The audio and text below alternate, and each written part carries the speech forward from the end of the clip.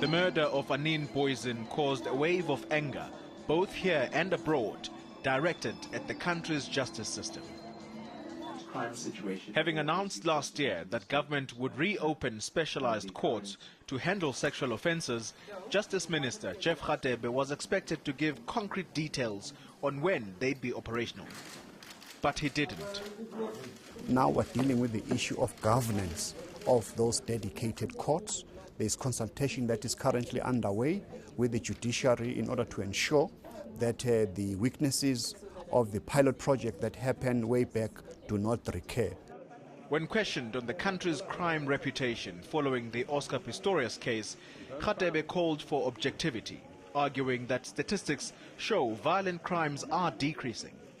I think the issue of Oscar should be separated from the general crime in our country. If you look what happens around the world, how many times have you opened CNN and BBC World and see mad people in America shooting tens of our children in schools there?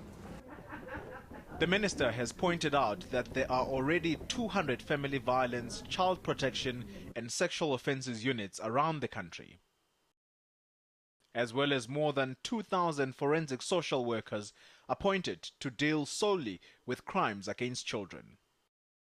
A forensic social worker is a social worker who receives base training in social work. They go on to receive additional training that gives them those forensic skills to investigate. But what we are also getting out of those social workers is that it's not only investigation, but there's also a caring and a counseling outcome. Aid groups and rights activists, however, have argued it's nowhere near enough to address the high crime levels. Pretoria.